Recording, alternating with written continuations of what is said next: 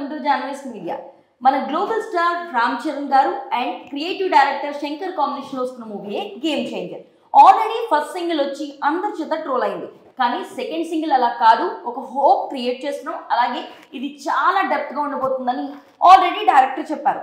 దానికి impact create చేస్తూనే ఒక పోస్టర్ కూడా రిలీజ్ చేశారు, అది కూడా బాబాయ్ గారి లుక్ లో.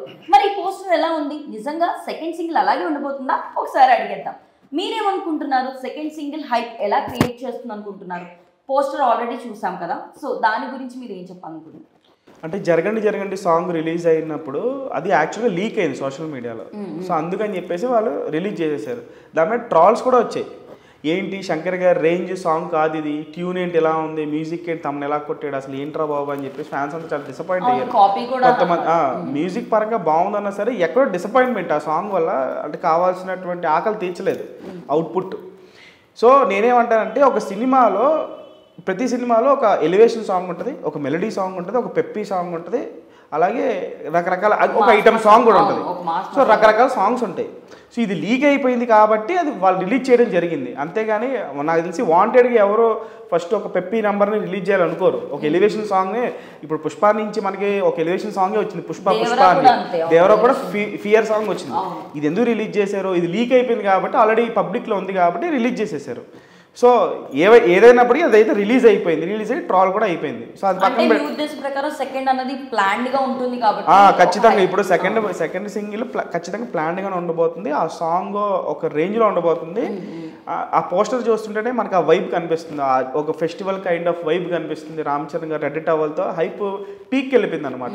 సో సెకండ్ సింగిల్తో గేమ్ చేంజర్ అంటే ఏంటి, గేమ్ చేంజర్ రేంజ్ ఏంటి అనేది సెకండ్ సాంగ్తోనే ఖచ్చితంగా వాళ్ళు తీసుకొస్తారనేది మనం చెప్పుకోవచ్చు. ఒక పోస్టర్ చూస్తుంటేనే నాకు తెలిసి ఒక 1 వీక్లో ప్రోమో రిలీజ్ చేస్తా అన్నారు. ఈ మంత్ ఎండ్లో సాంగ్ ఎలాగో వస్తుంది అన్నారు కాబట్టి, సో సాంగ్ ఒక 100 మ్యూజిషియన్స్తో ఈ సాంగ్ని రికార్డ్ చేశారని చెప్పి సోషల్ మీడియాలో కూడా మాట్లాడుకుంటున్నారు. అలాగే రామ్ చరణ్ గారు గతంలో ఆర్ఆర్ఆర్ సినిమాలో జూనియర్ గారు ఇద్దరు కలిసి మంచి డాన్సర్స్ వాళ్ళు. So one of the best dancer Ram Charan గారు కాబట్టి తెలుగు సినిమా ఇండస్ట్రీలో.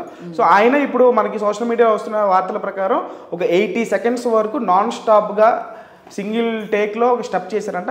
స్టెప్ ఇప్పుడు అది రిలీజ్ చేసిన తర్వాత సోషల్ మీడియా అంతా కూడా అది వైరల్ అయిపోతుందని చెప్పి మాట్లాడుకుంటున్నారు. మరి అది రిలీజ్ అయిన తర్వాతే చూడాలి. సో ఈ సాంగ్తో అయితే ఖచ్చితంగా గతంలో వచ్చినటువంటి జరగండి సాంగ్ ట్రాల్స్ ఏవైతే ఉన్నాయో ఈ సాంగ్తో ఖచ్చితంగా తొలగిపోవడమే కాదు, సినిమా తాలూకు స్థాయిని నెక్స్ట్ లెవెల్కి తీసుకెళ్లే సాంగ్ ఖచ్చితంగా ఇప్పుడు వస్తుందని చెప్పేసి అనుకోవాలి. బేసిక్గా గేమ్ చేంజర్ అని టైటిల్ చూస్తే, టైటిల్ కి తర్వాత వచ్చిన సాంగ్ కి ఇప్పుడు వచ్చే సింగిల్, రాబోతున్న సింగిల్ కి వదిలిన పోస్టర్ కి ఏమాత్రం మూడు కూడా సంబంధం లేకుండా ఉన్నాయి. అంటే కనీసం స్టోరీ ఇదని ఊహించలేకపోతున్నాం. మీరేం చెప్తారు దాని గురించి? శంకర్ గారు అంటే శంకర్ మార్క్ అది. ఇప్పుడు ఒక పోస్టర్ రిలీజ్ చేస్తున్నా అంటే ఒక దానికి ఒక అప్డేట్కి సంబంధం ఉండదు. అందుకే శంకర్ గారు వర్సటైల్ డైరెక్టర్ ఆయన ఇండియన్ సినిమాలో. ఇప్పుడు మీరు చెప్పినట్టు ఫస్ట్ ఒక పోస్టర్ వచ్చింది బండి మీద బ్యాక్ సైడ్ లుక్, దాని తర్వాత జరగండి సాంగ్ పోస్టర్ వచ్చింది, దానికి సంబంధం లేదు. దాని తర్వాత ఇప్పుడు దానిలో చూసుకుంటే ఐఏఎస్ లుక్ ఉంది. So is kind of look ఉందన్నమాట. పింక్ షర్ట్, అది కొంచెం green colour type of shirt ఏదో వేసుకుని ఉన్నారు. సో ఖచ్చితంగా ఏదో బ్లాస్టింగ్గా ఉండబోతుంది ఇది ఖచ్చితంగా. అంటే ఇప్పుడు సెకండ్ సింగిల్తో గతంలో వచ్చిన జరగండి తాలూకు ట్రాల్స్ని పూర్తిగా తుడిచిపెట్టేసి ఒక కొత్త హైప్ని ఈ యొక్క సాంగ్తో జనరేట్ చేస్తుంది అనడంలో ఎటువంటి సందేహం లేదు.